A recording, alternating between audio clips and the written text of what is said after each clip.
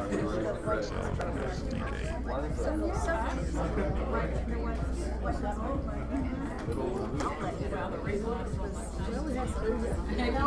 know everyone. I'm telling you.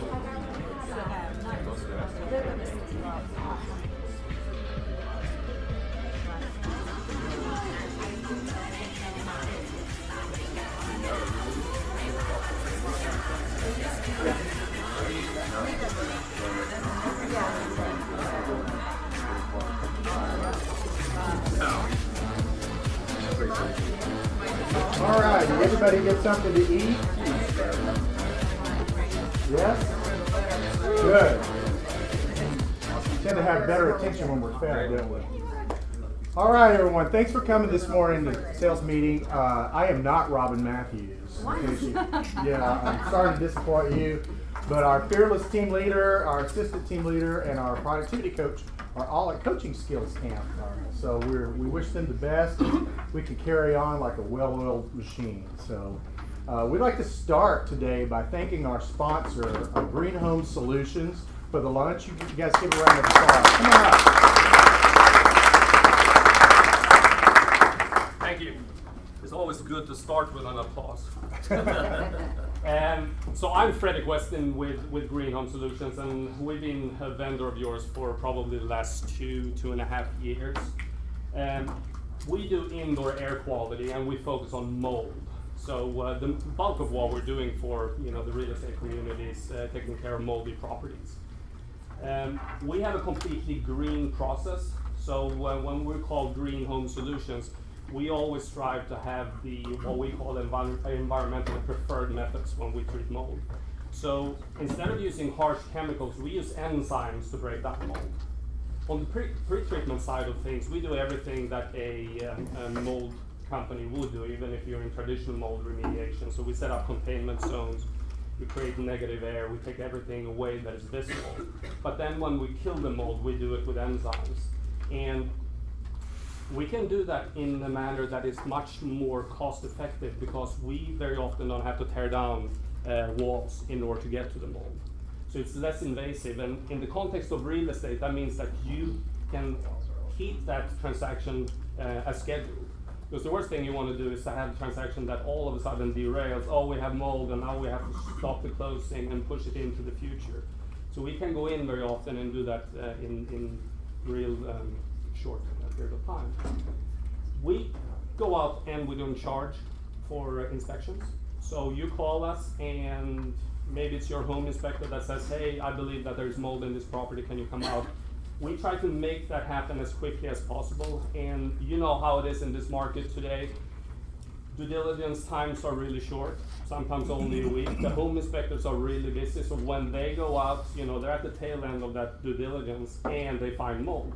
So we get phone calls on a daily basis where the agent says, can you come out and look at it? And when does due diligence ends? Well, today or tomorrow. And then, of course, we have to scramble to make that happen. But we try to do that so you don't have to extend anything. If we're there on behalf of a buyer, if you're a buyer's agent, we take air samples. So let's say that the inspector found mold in the basement. We would also say, okay, if you're here on behalf of the buyer, do you want to check the rest of the house? And the answer, 19 times out of 20 would be, yeah, absolutely. I want to make sure that my buyer gets a healthy home. So we take air samples. We don't charge for that. Wow. But that also tells us what's going on in the house, because the type of mold that you would find, if you find it, tells you a story. If you have black mold, I spoke to one of you colleagues earlier today. If you find black mold, you have had a water problem for several months. If you find penicillium, which is the most common mold, that could have started growing 2 days ago, 3 days ago. That starts immediately. So we take care of that for you, and we almost exclusively work in the real estate channel. So that means that we understand what you're going through. We also try to de-escalate the problems when they appear. So we're not going to be alarmists and say, hey, you're going to die if you don't take care of it. And unfortunately, there are people that would do that. We try to calm everyone down, and I probably have 2 to 3 conversations every week with people from either side of the transaction that are nervous, especially if you have a first-time home buyer that is looking to buy and they find mold. they don't really know that a lot of homes have mold. If you have a crawl space, they all have mold. I think I've been into 2 or 3 where I couldn't find any mold, but you know, it's just the nature of things being in the South. So that's what we do. We try to de-escalate things. So mold, we do installation of dehumidifiers if that is needed. We remove and install the insulation if that is needed, and we have a wing of our service that does duct cleaning as well. And we're NADCA certified, which is the highest certification you can have in the US. So we can take care of those indoor air quality needs. Can you do anything like smoke smells or pet smells, things like that? Smoke is a huge problem. What happens with smoke, it's such a fine particulate that it goes into you know, the drywall, the wood, everywhere. So when you wipe it off with something, you know, that supposedly takes away odors, we have enzyme products that would, you know, you would wipe things off. You come back a day later, it smells again, because it's off-gassing. So the only way to do it is to wipe everything off and then seal it with a Kills-like product. And so we don't do that because it's way too hard, unfortunately. Does ionization work for that, to temporarily remove any? So it goes to the surface, but ionization won't really penetrate the substrate. So it's still going to be off-gassing. We treated a home for mold it smelled so bad from the mold that we didn't smell the smoke. We treated the whole house, and then I came back in maybe 2 or 3 days later just to check everything was fine. Now it reeked of smoke, but not mold. So. Last question, what about remediation, removal of drywall, and things like that? Do you have a construction arm? So we remove, but I don't have construction people. Okay. So my guys can take it out and do, I would say, light demolition. Well, we actually demolished, well, not demolished, but we took down all the walls in a mountain house, so we can do those kind of jobs. Okay. Do you partner with any insurance companies for restoration work? Or do you? So what happens with insurance companies, they very often have their own companies, but if you have insurance coverage, we'll talk to the insurance company and see what we do, if that's you know, according to them, what they want to have done, and then we communicate with them that way. Okay. Any other questions? How do we contact them? I'm just saying Green Home Solutions. So you should write up on your phone under mold, because you're gonna think, okay, the mold guy, what was his name? And again, my name is Frederick Weston. But if you put it under mold, 770-664-8733. So that's directly to the office. Awesome. Very good. All right, Frederick, thank you so Thank much. you. Appreciate it. Thanks so much. Make the air better. That's great. Awesome. So our friends at McManamy are going to come and give us a legal update today. Charlie? That's my cue there. So that's my contact information. That's the number at my desk. So feel free to call at any time if you need help with anything, and that's my email, of course. So Charlie Pollard, I'm a closing attorney with McManamy McLeod Heller. 2 quick things today. One is the flyer up front. I don't know if you've taken the time to look at the Atlanta's Funniest Realtor. That is tomorrow night. And we were lucky enough to sponsor, to get in and sponsor Paul Zackos, who's going to be representing KW. I think there's a few, talk to the people that are running, there's a few extra tickets out there if you're still interested. I know that Rachel Fairham was trying to get some people together. Yeah, we've got a group of 10 or 12 going, so if you want to come and join us, it's going to be really yeah, good. there's some tickets floating out there. So Atlanta's Funniest Realtor, it's tomorrow night. I think it starts around 7 o'clock or so. City Winery, down by Pond City Market. Yeah, and I know they've all been practicing, so I'm sure Paul's going to do everybody proud, and I'm looking forward to hearing what he's. I'm going to be there, so I'm looking forward to that. One other thing, every couple of months I bring this up because it's something that happens all the time. So, a lot of times, you know, husband and wife, or partners, or siblings, or family members want to both be on title, okay? But only one can qualify for the loan. So a lot of times, people show up at the closing, and it's most usually spouses, and only one person can qualify for the loan because of you know, credit scores, basically. But that's the only person to sign the contract. So we get to the closing, and only one person's on everything, and then everyone thinks, okay, we're both going to be on the title, right? A lot of times we can fix that, but ultimately, if there's a lender involved, sometimes these lenders are kind of skittish about adding people to the title that weren't on the contract. A lot of times we can remediate that sort of after the closing, once things have been recorded, but we really do, as closing attorneys, have to get the permission of the lender to do that. So the moral of the story is, if you have clients and more than, if whoever wants to be on the title needs to be on the contract as the buyer. That doesn't mean that they're going to go through and be on the loan itself, but they need to be on the contract to avoid some awkward moments at the closing. It avoids an extra $100 to get something else recorded. So if you've got people that want to be on the title, they need to be on the contract. So yeah. Is it okay if you do it, so if you're not closing for a couple of weeks, but the contract's always already done with one person's name, can you just do an amendment Yes. to add their name? Yep, you can do that. Just make sure, just like when there's any amendment, make sure the lender sees it, make sure the closing attorney sees it, so Okay. that, again, when we get to the closing table, the documents It's are ready almost, to go. it's almost better to, you're almost clear to close and then have an amendment to add, because then you've been through underwriting and you're sending that to the lender, but I would wait till the end of the contract. Okay, Yeah, that's just make a note. As long as that's communicated in a couple of days, the paperwork's right, and the lender's okay with it, that's a good thing to do. Okay, cool, thank you. All right, that's all I got today. Awesome, thank you guys, appreciate it. All right, CBC, up next. What's going on with the market right now? Yeah, we got some good updates. Good morning, everybody. I'm Joe Travato. This is Will Akins. Jim Heitzel is on vacation. I don't know how we let that happen, but he actually had to wait for a couple of days. But today, Will and I want to talk to you about something that we're seeing right now in this environment. Is people who are on the fence. Right now, people on the fence are basically two categories. The person that says, I'm going to wait till next year. Right? That's one type of person who's on the fence. The other type of person who's on the fence is the person who's been looking at houses for a year, and they finally get a contract, and then they terminate because the doorknob is sticky or something.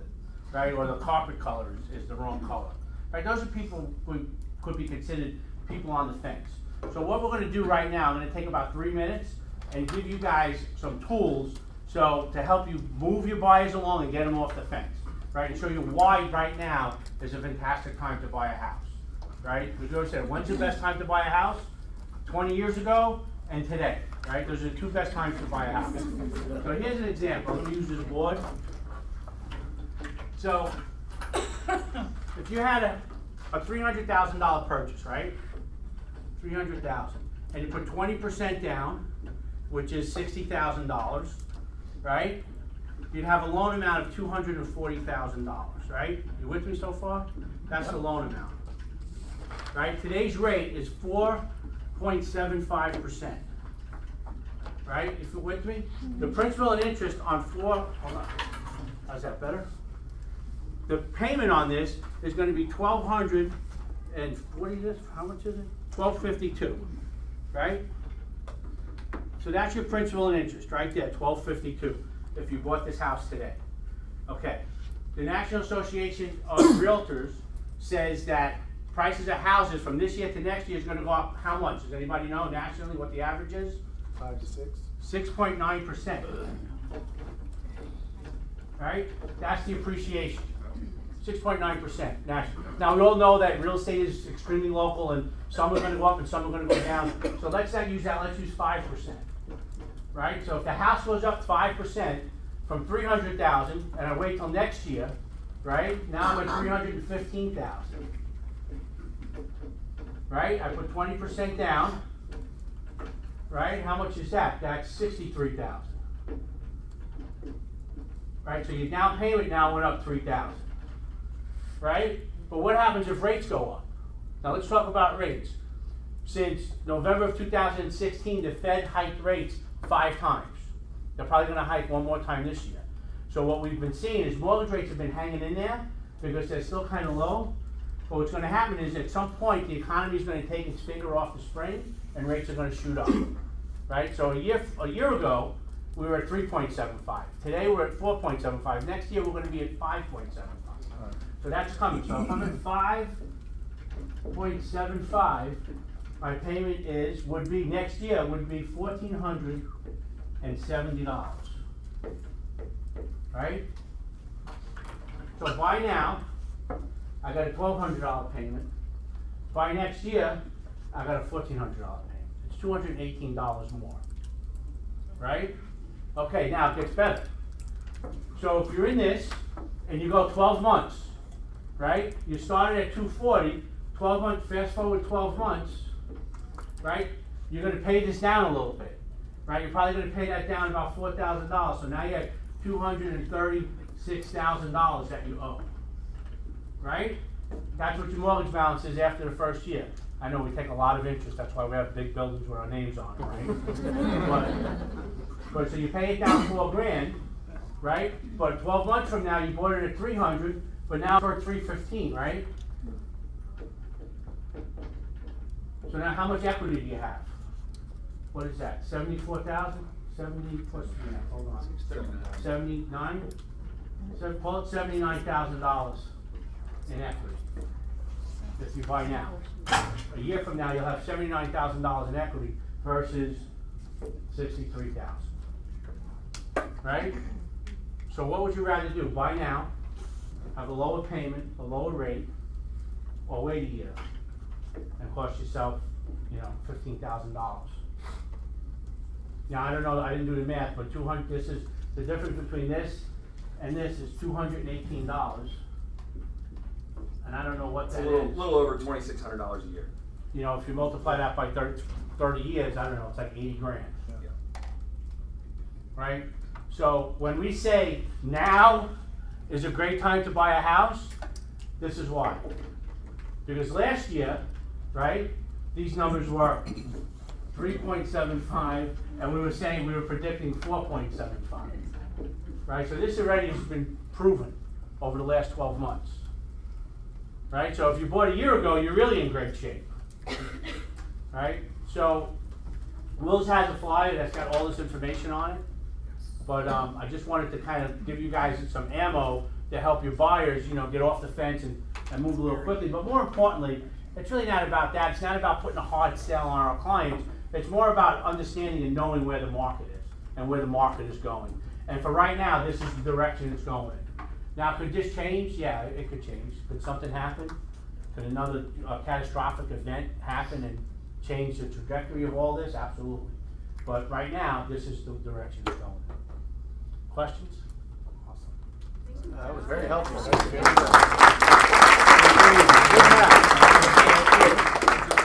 That's math that I can do. That's saying a lot. Especially when it's written down. It's written down. Here it is. So just take one and pass them around. Thank you guys. If you guys have ever worked with CBC, I can attest they can work outside the box like no other lender. So you guys make sure and give up the luck in that. So cool. All right. So grab your calendars. We have some upcoming classes. On the 13th, which is mañana, yes? Single Agent Mastermind with Kelly Chanty. She's in the back of the room. Yay! All right. And that's going to be from 12 to 1:30 in this room. Okay, cool. And then on the 17th, if you are thinking of starting Ignite or if you know someone that's newly licensed, this is a great opportunity for them to jumpstart their career. If you haven't seen it in a while, and if you're a seasoned agent and you're thinking about hiring an assistant and you just want to kind of pop in for a session just to see, they've really gotten the curriculum is amazing. I've never seen another training program that helps an agent jumpstart as quickly as Ignite gets you going there. So that starts on the 17th. Orientations from 9 to 10:30. On the 19th, Pursuit of Profit Share with Robben Mathews. Or does this have anything to do with that? Are we supposed to pass these out? No. Okay. Well, Robben's going to go through why profit share, and just as a little background, profit share is the underpinning of why we're able to do what we're going to do with technology over the next few years. When they created the profit share model, they really set us up to be able to do a lot with technology and how it benefits you with passive income and growing your business. And if something were to happen to you, how's your family taken care of? And I love mailbox money. Every month when Robben texts me, your profit share check is X $100, I just beam, and it's awesome. So come and find out more from 1:30 to 3 on the 19th about profit share. On the 20th, there's a Playster website class with Scott Hardy. Scott is the tech master guru of our office, and he's going to show you soup to nuts how to, if you haven't set up your Playster website, which is something that's provided as part of your cap annually, so you might as well take advantage of that. And I can tell you, if you say I already have a website, what about a microsite? Something that's just for a particular area of town maybe that you want to market, or a particular neighborhood. So there's more than one way to use that Playster site. So come to hear Scott from 1 to 3 on the 20th. On the 25th, max your sphere and database to overcome burnout. wow, Beth Boswell is leading that mastermind because she's been there before. She almost burned out. She's not here, is she?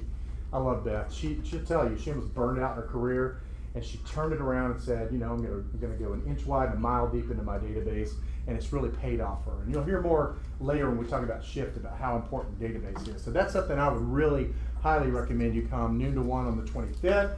Also that day from 1 to 4:15, Fair Housing with Kathy Woods. That's awesome. Can you show me where to live in this city where people like me live? No.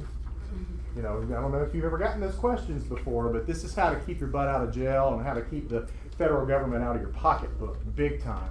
Because it just takes one little slip up of you saying, it's great for families. You know, I saw that in the listing the other day. Backyard perfect for children. Really? Where did you get licensed? I don't know. And on the 27th, purchase and sale agreement, another 3 hours. Bill Shoemaker. If you guys don't know Bill, he's a hoot. He's still team leader somewhere, isn't he? Oh, he's at MMH. He's with MMH. What? Yeah. Oh yeah, he's your. Oh, that's right. He's your ops He director. was at the KW in town. Yeah, Bill was there when I was there. Yeah. Love Bill. He's your ops director, right? Yeah. Or, okay, awesome. Well, he's the perfect person to teach PSA then, and that'll be here from 9 to 12. 3 hours credit. Don't wait like I did. Last year was my 3rd renewal, and I literally had never before waited to the last minute, and so I was 2 weeks of grabbing anything I could and doing online stuff. And if you do a little as you go, but the PSA is a great great opportunity, and that will be here, right? Mm-hmm. Okay. And then finally, wealth building with Karen Smythe from 2 to 4.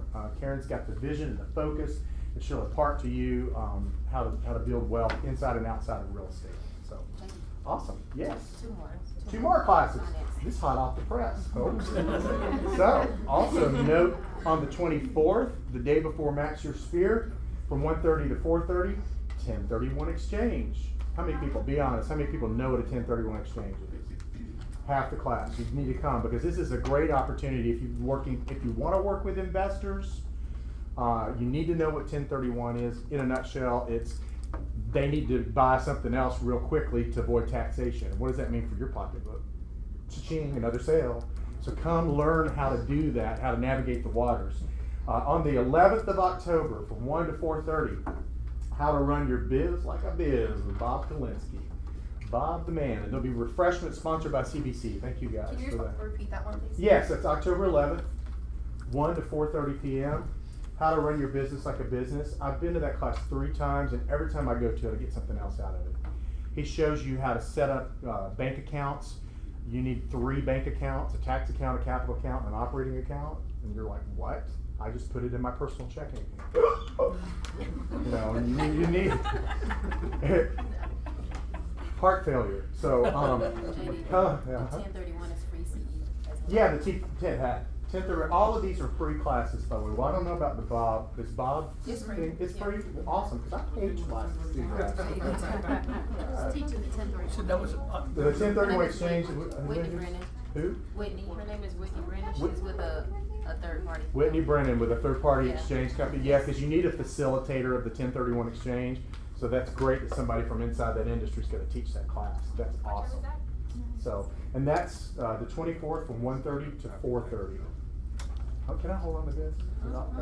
Question about the Bob Kalinsky Yes. class. Are they going to redo the whole series again? Okay. Yeah. Great. Yeah. Thank you. The workshops follow. Okay. Follow the workshops. So this is the start of the workshops that Yeah. follow. Great. It's a great time of year to be getting in that too because you're gearing up. I have in years past sort of coasted through 4th quarter, and then you get the oh crap in January of, I got to build my business again. But if you plant the seeds during the fall, and really it's sort of organically for some of us a time to come out of working in the business and work on the business.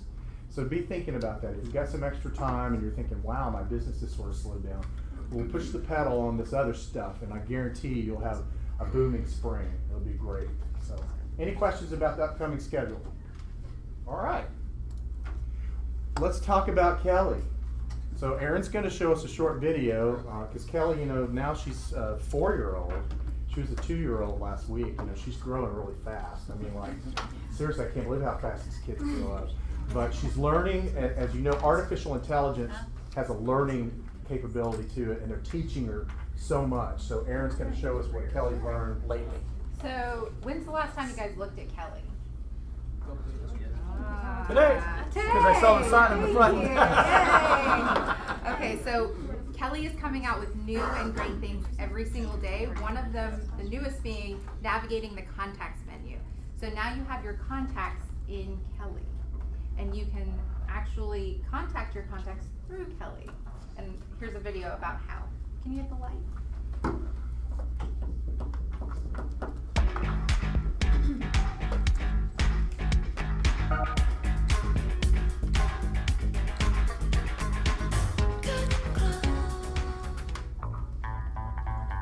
So on the bottom right, you'll see 3 lines. If you hit that, it will take you to your contacts. From your contacts page, once you've added somebody, by clicking on their name, it'll bring up 4 different ways on how to contact them. With the dots, it'll show you your activity history with that person. You can send them an email straight from your KW email address. You can send them a text message, or you can send them a phone call. All from your Kelly. That's awesome. Are those loaded from eEdge? They will be loaded from eEdge. They are not currently right now. However, if you go ahead and set up your eEdge database, it's going to be a simple process of moving them over. Okay. Yeah, and my encouragement to you from this point forward, just any new contact, go ahead and start putting into Kelly.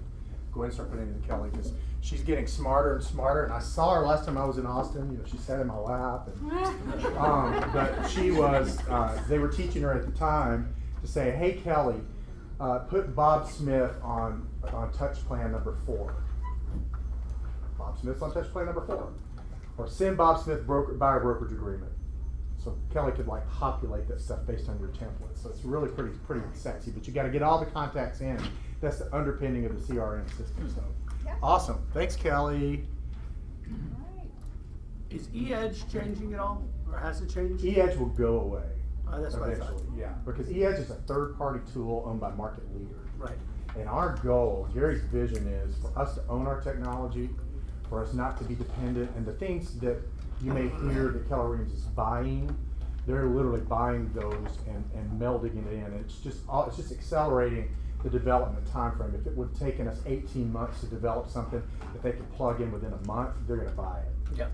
So they're buying some things, but Market Leader was such a closed source database, and there's so many other clients on it that it didn't make sense for us to buy it economically. So we're building the CRM component of KW Command will eventually replace eEdge. Good question.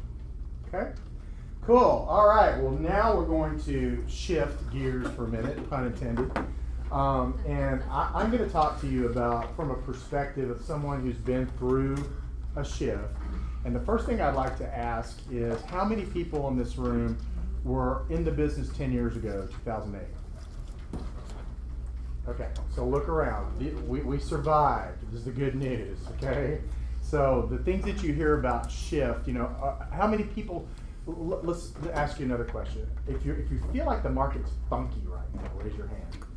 Yeah, everybody, you're feeling, what you're feeling, that funkiness is we're on the leading edge of a shift. So Gary wrote a book about this on the cusp of the last time. He saw it coming. He always sees it coming. He always sees it coming. He saw the shift coming, and he and Jay Papasan wrote this book. And the takeaway from this book is it's not about the market. It's about what you do. Okay? Every single day. It's not about the market. Good market, bad market. There's no such thing as a good market or a bad market, right? There's a buyer's market and a seller's market. Is it bad to be in a seller's market? If you're a buyer, I guess. Right? Right? But it's not, what happened there? So it's not about the market, it's about what you do. He goes on to say, this is not the first time, and he said this in 2008, by the way, and I say it again today in 2018, this have been in this position, a market shift. What's happening to you today has happened before and is destined to happen again. Real estate market shift, they always have, they always will. So what is a shift? Okay, shift really occurs when supply and demand are out of balance. And so unless you're in a balanced market, You're always shifting, right? Nina. I'm always either walking toward Nina or I'm walking away from Nina, right? It's just a matter of perspective. We're either shifting toward a buyer's market or shifting toward a seller's market. And what we're feeling right now, it feels funky because what? You're driving around and you're seeing a lot more signs than you've seen before, right? Especially in the higher price point areas of Buckhead and stuff. It's crazy. I was down Blackland the other day and every other mega mansion had a freaking for sale sign in front of it. I'm like, really? Are you all divorcing at the same time? Which we'll talk about that in a minute and why that creates opportunity and shift. But by definition, market equilibrium is equal supply and equal demand. And whether we look at that is when there's about 6 months of supply. And I'm just going to be really elementary and at a very high level because that number, when people talk, well, what do you mean 6 months supply, 3 months supply? That's a number that says if not another house was listed today, how long would it take to sell out the shelves of the inventory? Okay? And a balanced market says we need 6 months of inventory. Well, you've seen, if you've been keeping up with Chart Masters and coming to the stats, we've been hovering around 2.7, 3 months, right? And so that's been a seller's market. It's been a seller's market since 2014. We've been in that position. But now we're starting to see what? More signs going up. There was a time when I didn't even call the sign guy, like 3, 4, 5, 6 months ago. Because by the time I got, there was no sense of putting a sign up because it was going to be, unless I was going to put the sign up and immediately put under contract on it. But there was no hurry to get a sign up and there was no coming soon because I knew it was going to sell, right? But we're starting to see more signs. We're starting to see the days on market creep up. And if you don't believe me, I could give you a little exercise. Go to 30324 and look at 2-bedroom condos. All that Lennox Road corridor. 2 months ago, average days on market was 14. Right now, because of the pending stuff, we can look at the pending, which is a leading indicator. That stuff's been on the market 45 to 60 days. The pending stuff was on market 45 to 60 days before it went under contract. So we're seeing these things. And the thing about a shift, more often than not, you're going to see it in the rear view mirror, right? You can't see it coming. You see, you go, wow. Because all the numbers we get are a lagging effect of what happened last month, right? And the month before. All the closing data that we see happened 30, 60 days ago, and then we see the numbers. So what I want you to do today is be attuned to what's coming and what did we learn the last time that you can help better prepare you and insulate your business against what is to come. So, yeah.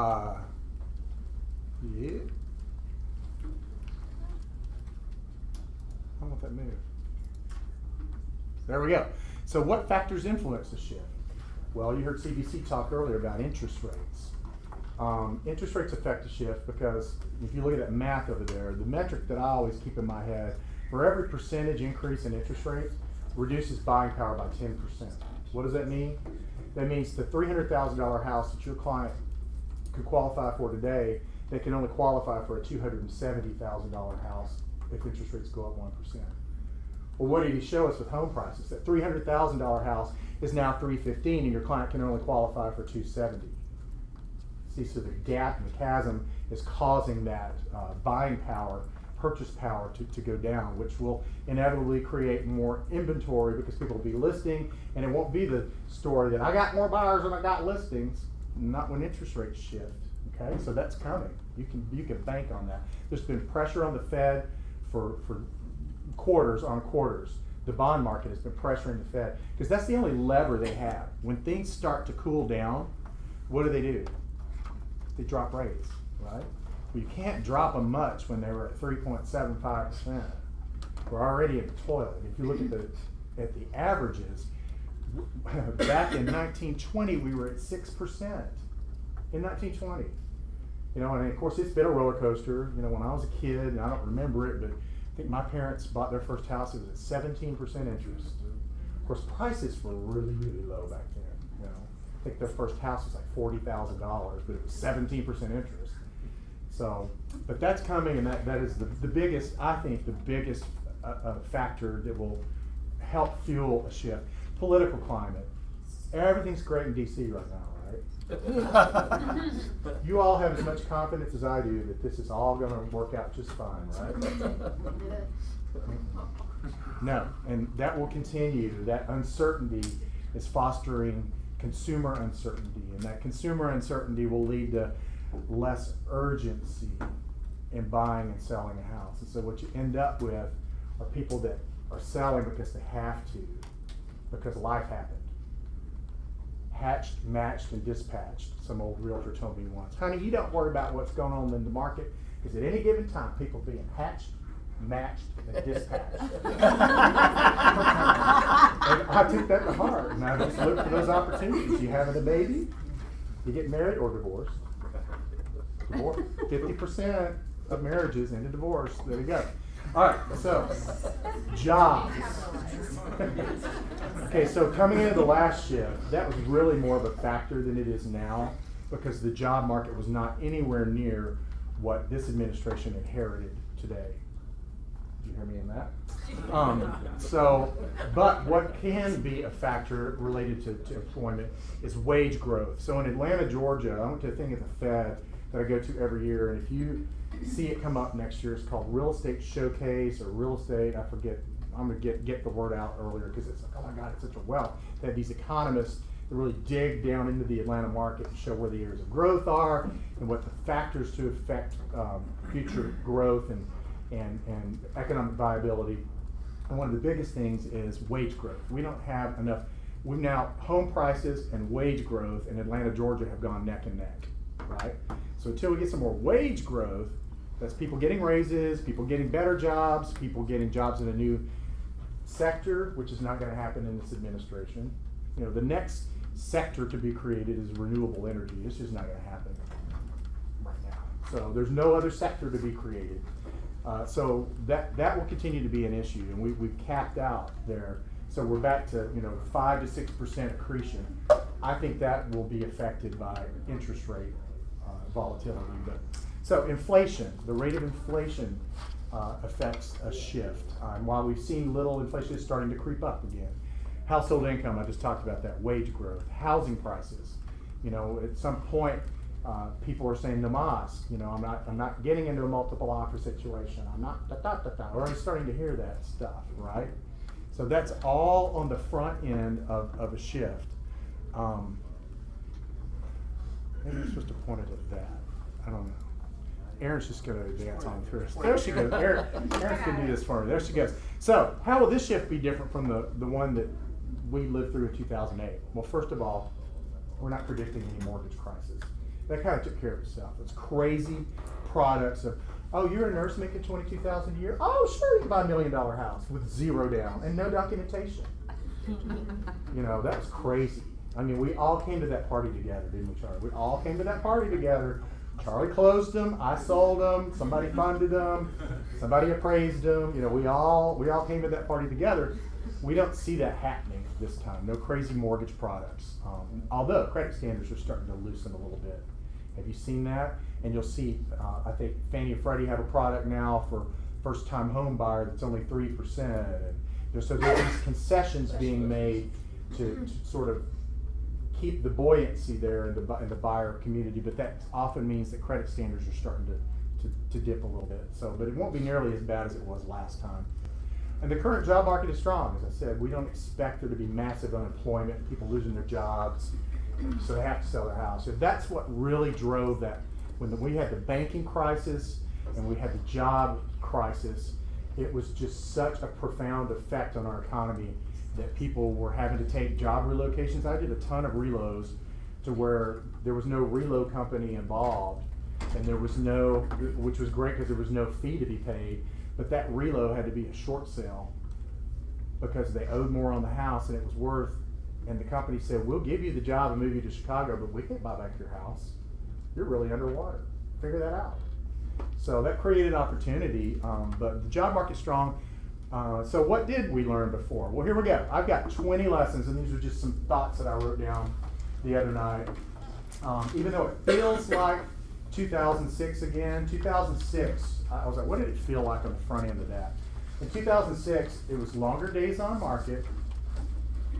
It was more price reductions. How many of you are seeing price reductions? A lot of price reductions, right? More agents entering the market. Hey, I'm a florist and I heard it's easy to make money, so I just got my license. Great. If I get one more call, one more from my sphere, will you please meet with my brother, sister's uncle's aunt who just got her license? Is she at Keller Williams? No, she went to sorry. No, if she's wanting to come over, absolutely. No, I'm just kidding. But that shakedown will happen. I mean, it feels like 2006. But the things that are different, again, is the economy is remarkably different. So this shift will be driven more by lower supply than it will be driven by demand. Okay, so it'll be driven more by demand than it will be by supply. There's still an incredible amount of demand, not enough supply. Even though we're seeing days on market and seeing more listings, talk about how all that works together. Lesson number 1. Experience and the amount of time that you have in the industry will become more valuable during your interviews. And when I mean interview, I mean when you're having a buyer consultation or you're having a listing appointment. Right now, it's pretty easy to sell a house, right? Because they kind of sell themselves. So there hasn't been a real, oh, you don't have enough experience in this neighborhood, or you don't have enough sales under your belt. That's all right. You're so-and-so's friend. Yeah, you can sell our house. That changed dramatically during the last shift, because what rose to the top were the people that really found a way to talk about their experience and get your Google reviews. If you're not having your clients give you Google reviews, and if you're not getting recommendations and what's the word I'm looking for? Testimonials, thank you. Documenting those things so that you can present that. I don't care if you're in the business 1 year and you have somebody that loved you and wrote you a 2-paragraph, you're going to use that, because that experience, and that people want to do business with people they know, like, and trust. But that experience thing will elevate. There will be a real shakeout between people that have a lot of experience and people that don't. So learn how to harness the power of your testimonials on that. Lesson 2, listings will be easier to get. Listings will be easier to get. There are going to be a lot of people wanting to sell their house. This is a lagging effect of coming out of a seller's market, where people heard, well, my neighbor got 105% asking price in 6 hours. Okay, well, great. It's going to be easy to get those listings, but it's going to require price reductions, because as they start building up, you're going to continue to see what we're already seeing. It'll only sit there for so long until either they're beating on you about what have you done for them lately that you didn't produce a purple flyer and have 6 open houses and some cookies, or you're going to have a real fierce conversation with them about reducing the price. So doing it earlier than later is going to be really important. Lesson 3, it's easier to get price reductions from your client. I was talking to Frida about this. It's easier to get price reductions from your client if you're communicating with them weekly. And I can tell you about this firsthand, because calling people up that I had been in, sell it fast mode and not really have to communicate anything, because it's been just like boom, boom, boom, and hey, next time you hear from me, it's going to be the week before, we're going to do our walkthrough. Well, now take the days on market to like 40, and you call them on day 38, and you start talking about, we need to reduce this price. What? Haven't heard from you in the last month. That's what I got. I got an earful of it. But if you make it consistent, and Ashton, the Justin Landis group taught me this once. They have a Touch Me Tuesday, and literally they just go through, and any active buyers they have, or any active listings they have, regardless of whether they're under contract or not, they make sure that they communicate with those folks, even if there's nothing to tell them. That's something to say. Hey, we haven't had any showings. I haven't had any calls. And remember what I said during the listing appointment, that if we don't have showings, that we need to talk about either price or condition, right? Price or condition. We'll talk about that lesson in a moment. But it's easier to get your price reductions when you're communicating, and systematize that. Don't just like, oh yeah, make it time blocked for it. Touch Me Tuesday, or Jeff Glover talks about price reduction Fridays. Like, he does not let Friday go without having a conversation with a seller. And if you're going to do that, in my opinion, you do it on a Thursday, so that the price reduction gets through the system, so that Friday, Saturday, Sunday, maybe your showing activity is up, right? Hold off until the end of the week to do your price reduction. Lesson 4. Buyers are going to want to look around. They want to look around a lot. it's going to be difficult to create urgency, because when inventory builds up, it's like, well, I'm not, yeah, this is the perfect house, but there's 6 others over here that we haven't seen yet. So just be mindful that showing them 2 houses and you're done, that's coming to a screeching halt, because they're just going to want to see, and you're going to want to show them the other inventory too, to make sure that you've made the right decision. But the biggest lesson in the shift was that it will be difficult to create urgency, and you'll find yourself try to go back as a skilled consultant and go back to what they articulated was their motivation.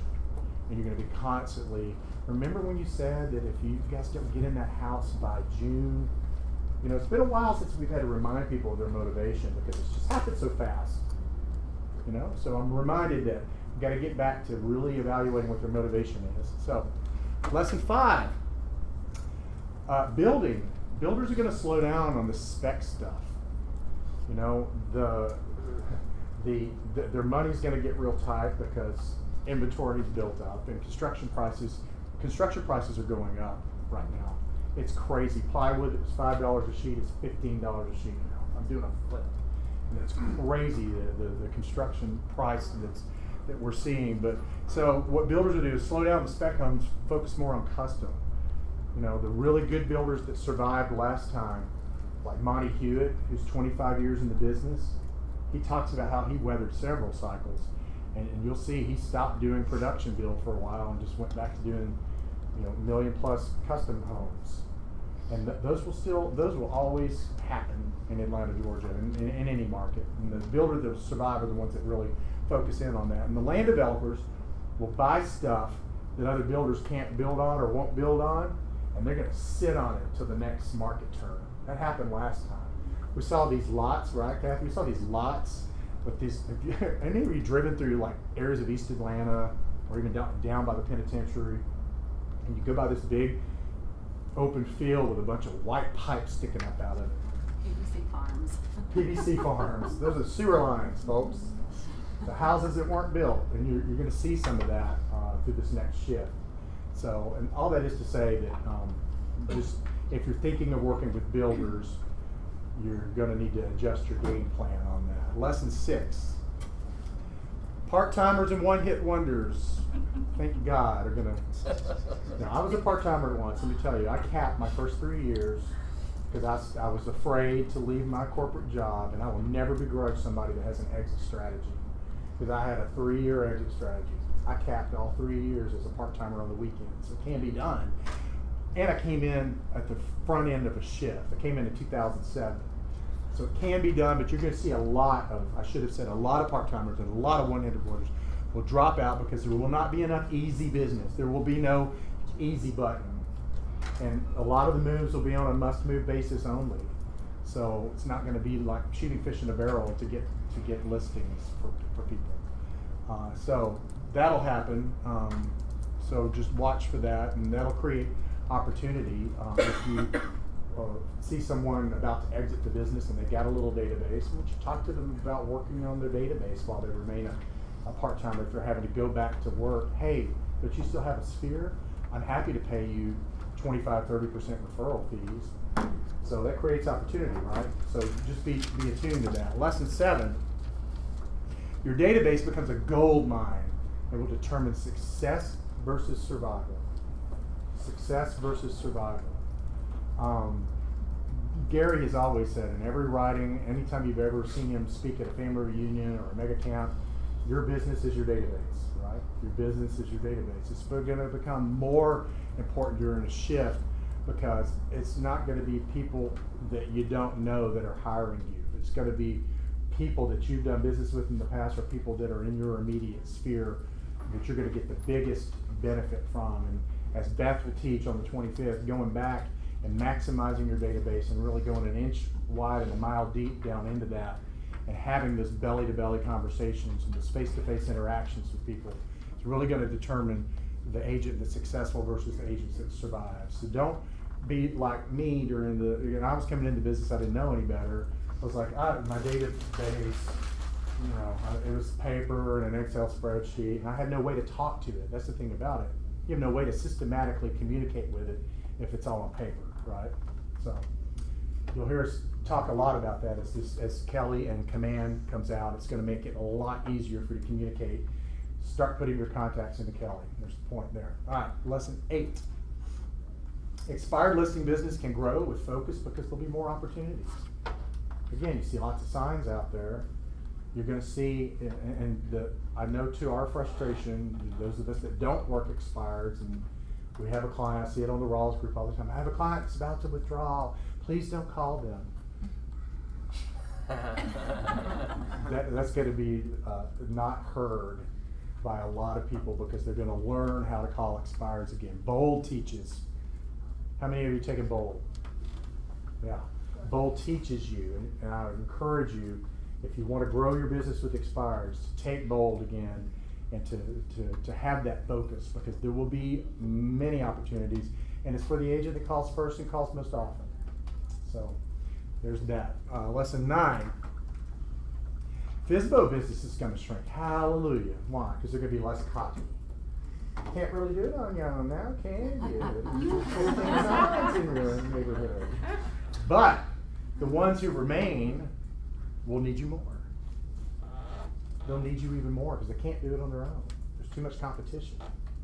So I'm not saying give up on FSBO business. I'm saying if FSBO is part of your business plan, get myopic and get real diligent about looking for those that stick with it and that really need you. Because not everybody's going to pick up on this. When they see FSBO business shrink, most agents are going to stop doing what? They're going to stop calling FSBOs, right? So that's, you hear me on that? So that creates a great opportunity. So if you haven't done FSBOs, it might be a good time for you to start learning now as the business shrinks. It sounds strange, but as the business shrinks, the prospects that are left behind are ripe. They're riper than ever.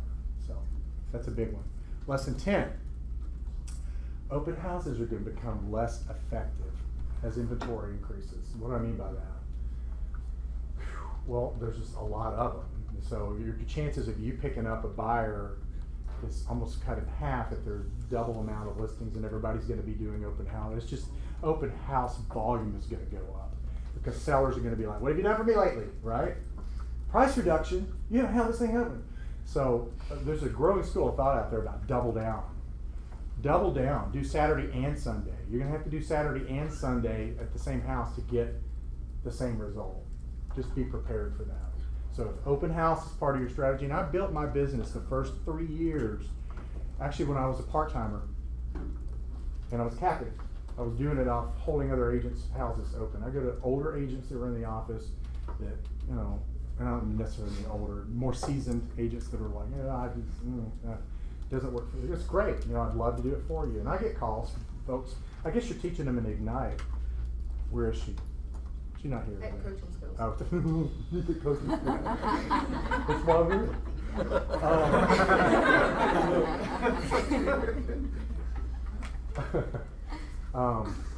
What did I say? I'm sorry.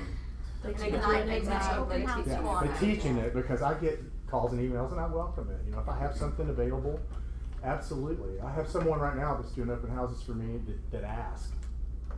You know, that just asked, and my inventory has built up. I'm carrying like 8 to 10 listings where I was not carrying more than 2. Why? Because they were selling so fast, right? So now I have inventory again. I'm like, sure. I mean, you can haul any one of those open that you want.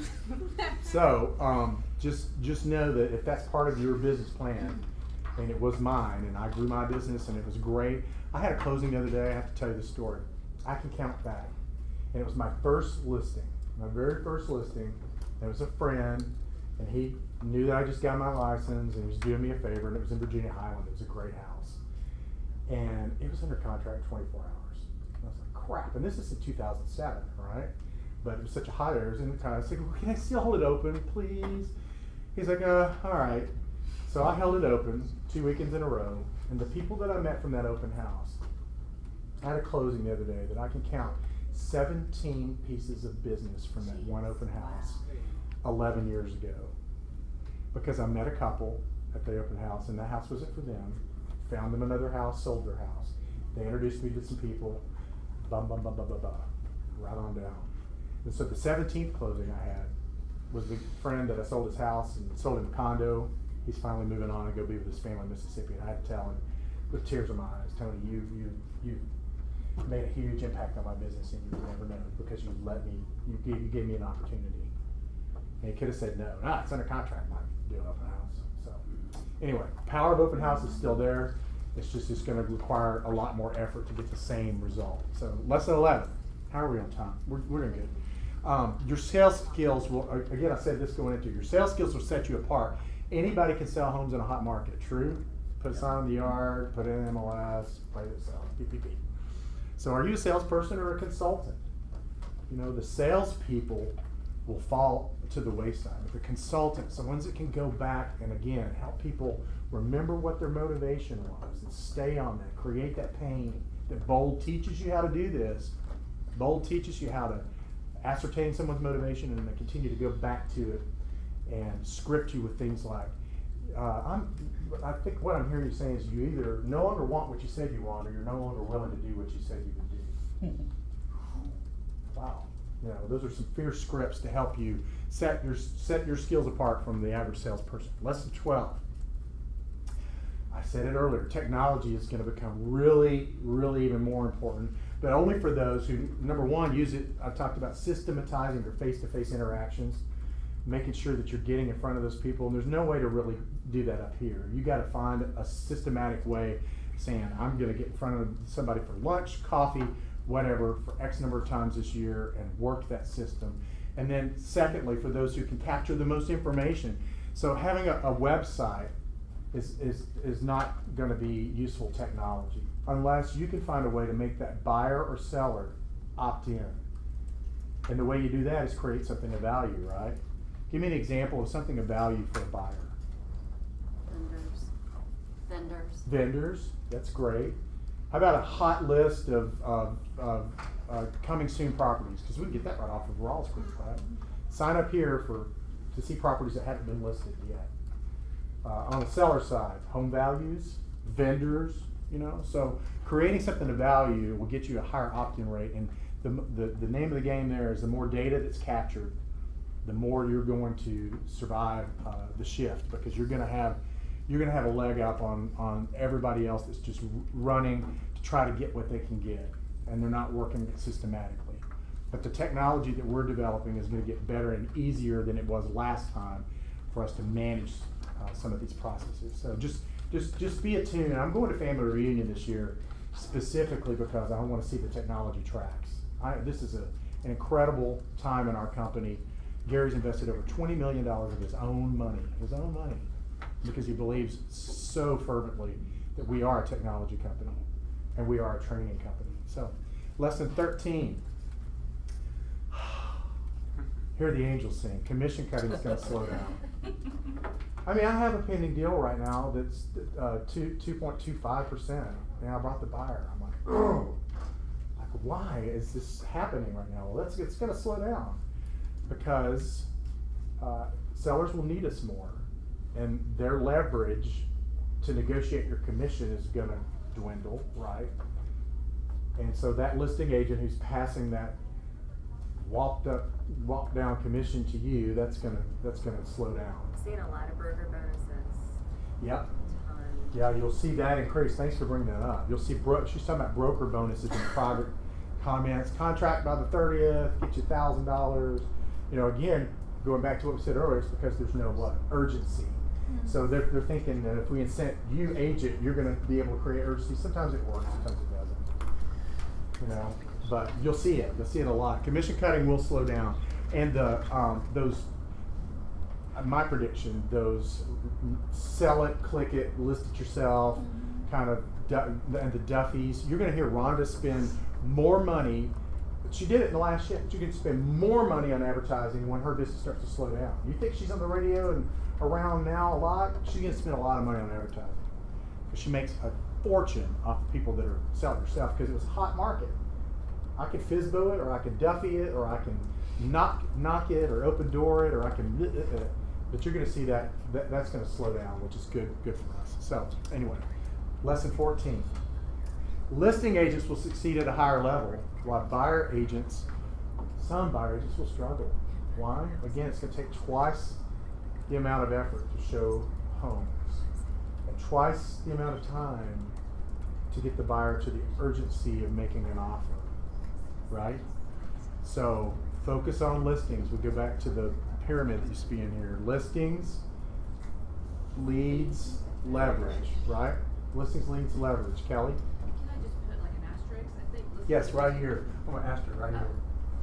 I think listing agents succeed if they educate their seller better, because I think a lot of listing agents will hold listings, expire, spend all the money and time, never get paid. But if you're a skilled listing agent, Yep. you'll receive a high. That ties into what we just said about it. But again, So focus on your skills. That's what I'm saying. Huh? I don't want to negate the buyer's agents, because we have buyer's agents. No. It's We're just talking about skill. exactly. I know what you're saying. I know what Yeah, you're saying. just in terms of time and effort, she's absolutely right. I mean, this is in terms of time and effort, because it's going to. And how do you mitigate this as a buyer's agent? Then look to the people that are offered to be showing agents, right? Show more property using a showing agent. That's how you solve that. It's just something to be mindful of, though, that if your listings focus and you're focusing on your consultative selling skills, then you're going to ease your path in a shift. Absolutely. Lesson 15. Referrals become much more important. Focusing again back to the database thing. Focusing on the people that know you, like you, and want to do business with you. So can't say enough about that. That I'm 89.5% referral base, and it's just happened out of people ask me where my territory is. I'm like Alpharetta to McDonough, Alpharetta. Yeah, you like that? Alpharetta McDonough. I go because my mantra always during the shift was I will go anywhere, do anything, anytime for the highly motivated. I didn't run a taxi service. I lease a car. I barely put 10,000 miles a year on it. So it can be done. Just focus on the people that know you, like you, and want to do business with you. And referrals, find a way to reward those people. Client events, client appreciation programs. There's a whole class that could be taught around that. But just know that in a shifting market, referrals are even more important than they are now. Lesson 16. Bigger teams will gain market share, while some small to medium teams will either be absorbed or dismantled. We saw this happen. And what that means is there'll be opportunity for solo agents to join a team, because as those bigger teams grow, people that can't or don't want to do it on their own, it's just going to create opportunity. It's not really a negative here, but what we will see, and we saw this last time too, a lot of the expansion teams that you see coming into markets, and I know there's some probably in the room don't want to hear it, but they'll retreat back to their core city. Because the market's shifting, and that's where they pay the bills, was in their core market. So you'll see some of that, and all this is to say is there's opportunity created in a shifting market. The bigger teams will get bigger, and the smaller teams sometimes will dwindle, but it will create opportunity.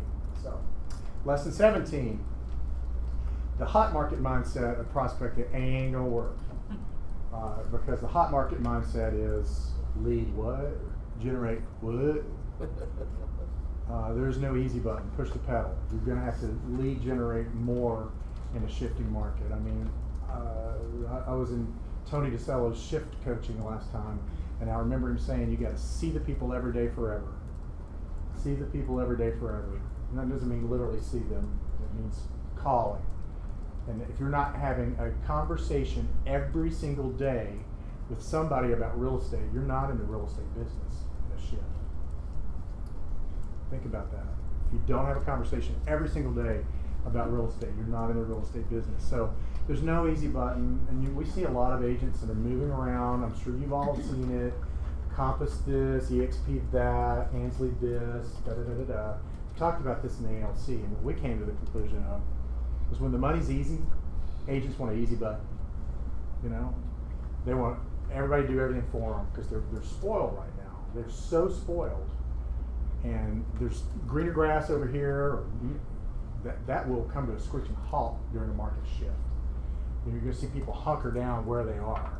You know, there'll still be some movement, but they won't be moving because they think that they're going to make more money. They're going to move because they're trying to survive. It's going to be a different mindset there. So, lesson 18. We're almost finished. Thanks for your attention here. It's going to become a price war and a beauty pageant again. Sean Rawls used to tell us that. Honey Boo Boo's telling us that down there. Price war and a beauty pageant, y'all.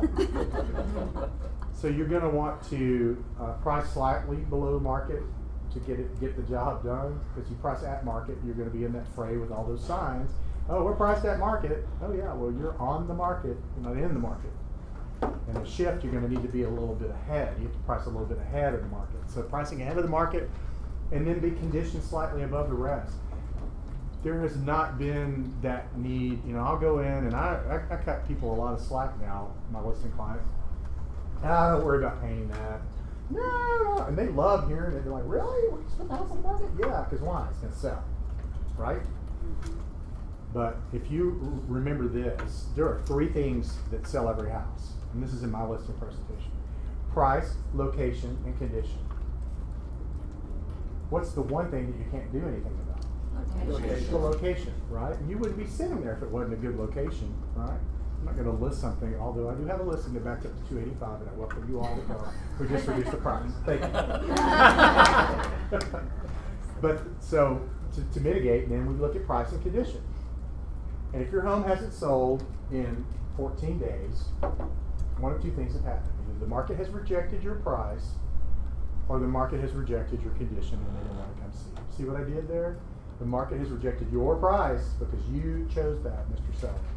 The market has rejected your price. You're setting it up now that the market's going to reject their price or reject their condition. And so when you're having these conversations more frequently on Touch Me Tuesday or Price Reduction Friday, it's all about keeping that dialogue there. Remember when we said in the listing presentation, there's 3 things that affect the sale of the house: price, location, condition. Is it the price or is it the condition? The feedback's been that shows great. We're getting showing, so it's not condition. So for you, what is it? If it's not condition or location, Price. It's the price. They will self-discover every time. They don't want to hear it. They don't want to hear themselves say it. But when you pigeon it back into that there's 3 things and you've knocked out the other 2, has to be price. So, but it will be, and it's not now, but it will become a beauty pageant again. So just know that may mean you having to pay a stager $250 for a staging consultation. That stuff's going to grow again. We saw that during the last shift, to where there are all these consultations. So if you're not apt with design and decor, and you want to have a professional come in, there'll be people that will be able to do that for $200 to $300 to walk and talk with your sellers about what they need to take away. More often than not in the listing, as you know, it's what you take away from it more than what you add to it. Right? Thank you. More than what you, amen. More than what you take away than what you add to it. So, all right, lesson 19. We're in the home stretch here. Preview, and probably look at this. She's got her coffee and she is out. You know, this. How many people even preview properties anymore? I don't. And I'm gonna. Did you know that that's where Caravan was born out of? Back in the old days. And this is like even before I was in the business. There was a book.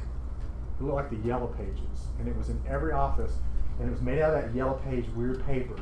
And it was every listing. It was just the listing number, the address. You might have a thumbnail picture, but that's it. There was just none of this scroll through 20 pictures of something. So you had to get your butt in a car and go see it, right? And to save yourself, when we talked about it's going to take twice as much effort to sell when listings are in, to save yourself a lot of grief, back then you would go and you would preview this stuff before you ever brought a buyer in because you wanted to eliminate it. Because right now they can eliminate it on Zillow, right? They get, this picture. So they can self-eliminate. They couldn't do that back then. So you had to get your butt in a car and go preview properties. Well, it became so cumbersome because there weren't these blue things called Supra. Back in the old days, there was a central office with a key, and you had to go check out the key. Were you around there, or are you just laughing? You were. Did you have to go check out a key? Yeah, you had to go by the office and pick up the key. Yep. So you were like, oh my God, everybody wants to see 1, 2, 3, 4 West Texas Fair. Why don't we do this? Why don't we pick a day of the week and everybody just have your listing open where everybody could just come see it and not have to check out a key? That's why caravans were really successful back then, because you had to. And that's hard to explain to a seller now. You know, so I'll do it. So I have a $43 caravan that I do with public sandwiches and hummus and carrots and bottled water. You know, you don't have to spend a fortune, but it doesn't, you know, I think we'll see that grow. Again, as inventory builds up, I think we'll want to and we'll encourage each other to do caravans again, because that'd be a great opportunity to do what? Preview properties on a consolidated 2-hour time frame. You know it's open, you don't have to make an appointment, just go and see as many as you can. And there's some brokerages that do a really good job of that. How many of you have ever been to Harry Norman caravan and you look in that bowl and it's brimming over with Harry Norman cards because they support their people. And then you remember the packet. Mrs. Harry Norman invented the caravan. I say it like that because I had an agent one time, called her up, and there was an issue, and she said, "Sir, I assure you that Harry Norman will take care of it." To which, under my breath, I said, "I assure you he's been 6 feet under for 46 years."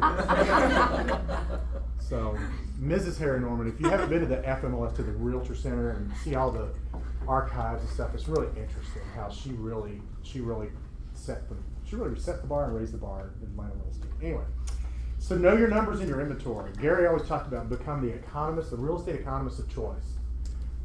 The real estate economist of choice, knowing those numbers, knowing the chart master numbers, being able to really use Kelly. I see some of you on Facebook, good for you, to where you're going to your sphere and saying, "Hey, post your zip code and I'll send you a market snapshot." How many people have seen that from other realtors? So yeah, they're using Kelly and they're showing that they're the economist of choice because they're showing stats and they're showing data. And so knowing the numbers, but knowing the inventory is going to be really important, because when you go on a listing presentation, and this happened to me back in the ship, and they go, "Well, you know, the house down the street, but blah, blah, blah, blah, blah. And then the house 4 houses down that's for sale has this, that, and whatever. And what do you think about the differences?" God, I hadn't seen any of them. I hadn't seen the inventory. And they had, because they went to the open houses, or they knew the neighbors, right? And you're caught with your pants down because you look like you don't know what you're doing.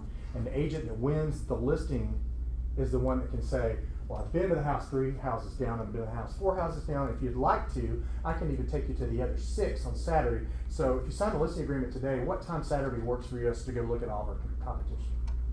You know, that kind of like, knowing your inventory is going to set you apart from other agents. Know the numbers and know the inventory. So, final lesson in all this. I was talking to Kathy about this earlier. Short sales will return. Because why? Well, in addition to people being hatched, matched, and dispatched, which always happens, what happens when people are being hatched, matched, and dispatched and prices fall? People are still, buyers today, more often than not, are still highly leveraged. They bought more house than they could afford because the interest rates were low. And the products were there for them to only put 10% down. And then the prices shift. And now they got to pay 6% real estate commission on top of it. And now they owe more than the house is worth. But the divorce decree says they got to sell the house. So divorce has always created opportunity, but even more so in a shifting market, because you got to sell the house and you're underwater. You just got to figure it out. So as Kathy and I were laughing, the time to learn is not on your first deal, because she can attest that her first short sale didn't start as a short sale, it was a deal, and then all of a sudden it became apparent that they're going to have to do a short sale, so she's scrambling to learn it. I'll tell you right now, you have an advantage that we didn't have in 2007 and 8. There weren't 55 YouTube channels archived of people teaching you how to do short sales. So there is no excuse. You don't have to go, I had to spend hundreds of dollars to get the CDPE designation and all this brain damage. It's all out on YouTube. Just put in short sales. And you'll see Keller Williams agents were the best about, and there's a guy, and if you'll write this down, if you really want to commit yourself to this, so I promise you, I built my business. I was a short sale expert. And today, you know, if somebody called me and they were, I could do it in my sleep. Because once you do 5 or 6 of those things, it's just managing a process. Scott, you? Yeah, is there still an attorney facilitator? I used Jeffrey Hanley and Mosley and Lyson, but they don't do it. O'Kelly and Sorahan still does it. You know, Scott's asking, is there still attorneys that will facilitate it? Yeah. You'll see that return, because as that inventory. Newer people with no experience, I think yeah. You might want to make this association your first go. Yeah. But it's a great, because you have, here's my point with this. because you have the time is on your side right now, time's a luxury, go and educate yourself now. And Jeff Quintin, Quintin, he was Prudential at the time. He's now thankfully a Keller Williams mega agent, and the guy does like $100 million a year off second homes. Do you think he makes phone calls every day? Quintin, Quintin. Jeff Quintin. He's out of the New Jersey Market Center, but he's got on jeffquintin.tv, I think it is. It's on one of his websites, and you can easily find this. But he's got some old videos that, you know, the top 3 things to know about short selling, the top 6 things to do while the short sales in this process. He was one of the best teachers that we had, and he was on the front end of it. So people like Jeff Quintin, that stuff's archived. It's still out there. So go familiarize yourself before you have, and then when life happens to somebody, you say, don't worry. If we have to do a short sale, I got you covered. Because it creates an amazing amount of opportunity. And I can tell you, I am just now having what I call my boomerang clients. They were the clients that short sold 10 years ago that have repaired their credit and now they're coming back. You think they're going to call anybody else? They're not going to call anybody else. Why? Go to the last slide. Know this. Go to the last slide and then we'll come back. What you gain in a market shift, you will never lose. But what you lose in a market shift, you may never regain because somebody else is going to snap it up. So you become a short sale specialist, you help somebody out in time of need. They not only send you, I've got so many referrals off my short sale clients, now they're coming back. They didn't think of calling another agent. So get your unfair share, as Gary always says, and then just go back in and just follow that. Understand this, if you didn't hear anything else today, agents can and do thrive in the down markets. Not everyone can, but anyone can. Okay? So don't be afraid as we hear these things. My admonition to you is don't listen to the mainstream news about the housing market. Sean Rawls used to say if something's important enough, it'll come across his desk. It will. We have enough industry, reliable industry news that comes across our desk from NAR or whoever. But don't let fear cripple you. Just prepare yourself because again, the market's always shifting. It's either shifting toward a buyer's market or toward a seller's market. Just figure out how to get in that and work it to your best advantage. And I can't say enough, shift is timeless. It's just like the MREA book. So if you've got some time, it's fourth quarter, you feel yourself slowing down, you're gonna take Bob Kalinski's Learn How to Run Your Business Like a Business and read the Shift book would be my strongest encouragement. So thank you guys for your attention. Are there any questions?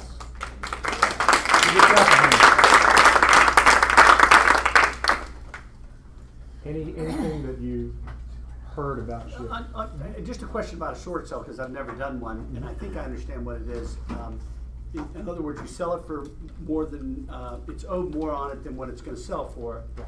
Is the person that is doing the short sale? I'm the owner of the house and I have the short sale. Do they get stuck with that nut that they have to eventually pay back? It depends on the lender. Okay. So his question is when you're underwater. We haven't heard that term in a long time because people aren't underwater anymore, right? They have equity. But when you're underwater and you got to sell, there is a deficiency between what you owe the bank and what it was sell for. And he's asking what happens to that deficiency. It just depends on the situation and depends on the lender. Sometimes you can negotiate it away. Sometimes if they know that the people have assets, like it's a divorce, they're going to say you're going to sign a personal note and you're going to pay that deficiency out over 10 years. So it just depends. But that's a good question. But short sales it's not as frightening as it sounds because the banks have gotten really good and very efficient, especially Bank of America and Wells Fargo. You know, it was baptism by fire. They built systems sort of on the fly. Yes. It's like building an elevator as you're falling down. You know, build an elevator. So, all right. Would that be short sales be applicable to things like reverse mortgages? No, you can't short sell a reverse mortgage. That's another whole. Yeah. Stay away from reverse mortgages. I had a family come to me once. You know, Daddy did this and we didn't know about it. And we want to sell the house. No, sorry. This is sorry. I'd love to help you, but there's no helping a reverse mortgage. So if you're an agent and you've got a client that has to go into short sale, are you as their agent working with the lender to try to negotiate how you can help them get out of it? Facilitate, and again, this is why you'll want to familiarize yourself, because I don't negotiate with a lender on behalf of a client. That they negotiate the terms of the deal. We just facilitate. So Okay. yes, we get a third-party authorization that I can speak to the lender on their behalf, but when it comes down to any deficiency judgment or any of that, we never purport that we negotiate Okay. the terms of the You deal. walk them through it more, like you're hand-holding them through the process, but they make the decisions. Yeah, I just want to make a comment. Two things that you said was in the beginning, the banks didn't even know what they're doing with short sales. And that was the one that I told you I handled, and I was up at 2 o'clock in the morning faxing because the fax were so crowded you couldn't fax something through. If you are not trained in a short sale, you either work with somebody's trained or you refer it and then get trained. You can ruin your reputation. You can Happy to call pay somebody. 25% if anybody. But, Get regurgitated. are you saying by watching the videos and stuff, you could pretty much train yourself? Yeah, I mean, I did more with less. And Okay. those, all of us did. You know, it was, but the time to learn is not in your Not first now. deal. No, Yeah. it's now. It's Learn now so that when it does pop up. Learn now. Absolutely. Thank you guys so much. Thank you. Okay.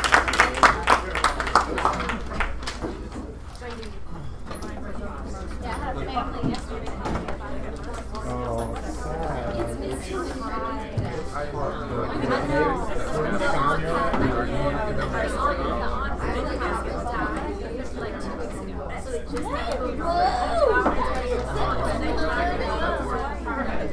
That's what the lender wants.